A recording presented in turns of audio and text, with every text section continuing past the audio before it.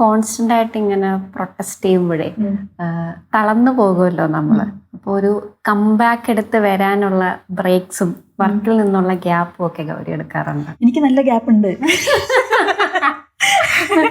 എനിക്ക് ധാരാളം സമയമുണ്ട്. ഞാൻ അങ്ങനെ ഭയങ്കര പ്രൊഡക്റ്റീവ് ആയിട്ടുള്ള ആളല്ല, എനിക്ക് തോന്നുന്നതാണത്. എനിക്ക് ഒരുപാട് സമയമുണ്ട്. ഇപ്പം ഈ പറഞ്ഞ പോലെ ഇപ്പം എനിക്ക് നമുക്ക് ഓഫ് സീസൺ ടൈമാണ്. മഴ ജൂലൈ ഒരാഴ്ച മുന്നേ ആണ് ഷോ. ഇനിയിപ്പോൾ ഒരു ഓഗസ്റ്റ് വരെ നമുക്ക് ഒരുപാട് ഫ്രീ ടൈം ഉണ്ട്. സമയത്തിന് നമുക്ക് യാതൊരു കുറവുമില്ല. ഇരുന്ന് വിഷമിക്കാനും ഇരുന്ന് റെസ്റ്റ് എടുക്കാനുള്ള ഒരുപാട് സ്പേസ് എനിക്കുണ്ട്. അങ്ങനെ എപ്പോഴും ജോലി ചെയ്തുകൊണ്ടിരിക്കണം, എപ്പോഴും എന്തെങ്കിലും അങ്ങനെയുള്ള പരിപാടികളൊന്നുമില്ല. അപ്പൊ ആ ഇരിക്കുന്ന സമയം തന്നെ എനിക്ക് ധാരാളമാണ്. ബ്രേക്ക് എടുക്കാനും റെസ്റ്റ് എടുക്കാനും എല്ലാം അതെല്ലാം ആവശ്യത്തിനുള്ള കാര്യങ്ങളെല്ലാം ഇവിടെ സോർട്ടഡ് ആണ്.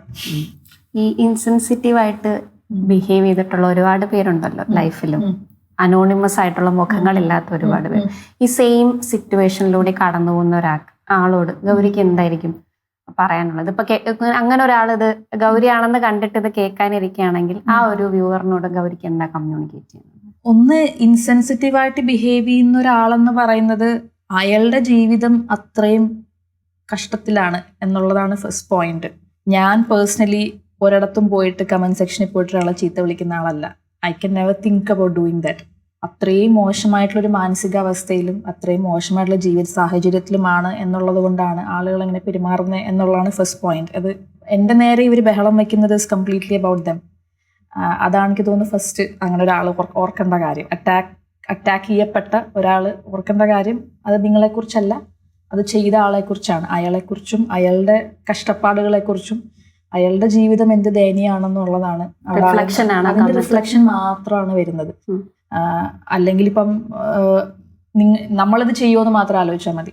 Me being A very happy person coming from എനിക്ക് എൻ്റെ ലൈഫ് എന്ന് പറയുന്നത് ഇപ്പം വളരെ നല്ലൊരു സ്പേസിലാണ്.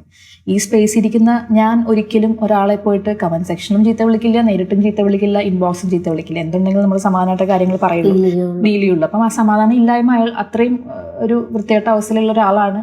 അതുകൊണ്ട് ഇവിടെ കൊണ്ട് ഇറക്കാൻ ശ്രമിക്കുന്നു എന്നുള്ളത് മാത്രമേ ഉള്ളൂ. ആൻഡ് അതിൽ നിങ്ങൾ ഹേർട്ട് ആവുന്നുണ്ടെങ്കിൽ ആ ഹേർട്ട് ആയി എന്നുള്ളത് ആക്സെപ്റ്റ് ചെയ്യാം. ഇതിൽ ഞാൻ വിഷമിക്കാൻ പാടില്ല, ഇതിൽ ഞാൻ പേടിക്കാൻ പാടില്ല, റെസിസ്റ്റൻസ് നിർത്തിയിട്ട് it's okay that you are squad, it's okay that you are sad. നിങ്ങൾക്ക് വിഷമം വരും, നിങ്ങളൊരു മനുഷ്യനാണ്, നിങ്ങളൊരു സോഷ്യൽ ജീവിയാണ്. വിഷമം ഇരുന്ന് കരഞ്ഞു തീർക്കുക.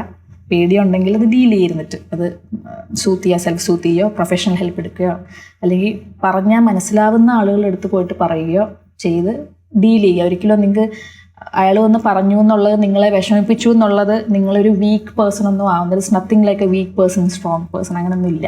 ഇതൊക്കെ നമ്മൾ തന്നെ കാണിക്കുന്ന കാര്യങ്ങളാണ്. ഇതൊക്കെ എല്ലാവർക്കും വിഷമവും കാര്യങ്ങളൊക്കെ വരും. അപ്പം അങ്ങനെ വീക്ക് സ്ട്രോങ് ഒന്നും ഇല്ല. അത് നിങ്ങൾക്ക് വിഷമിക്കണമെങ്കിൽ നിങ്ങൾ വിഷമിക്കാം, അത് പേടിക്കണമെങ്കിൽ പേടിക്കാം.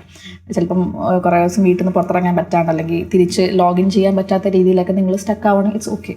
നിങ്ങൾ നിങ്ങളുടെ സേഫ്റ്റിയെ മുൻനിർത്തി, ഇമോഷണൽ സേഫ്റ്റിയെ ഫിസിക്കൽ സേഫ്റ്റിയെ മുൻനിർത്തി ചെയ്യേണ്ട കാര്യങ്ങൾ ചെയ്യാം.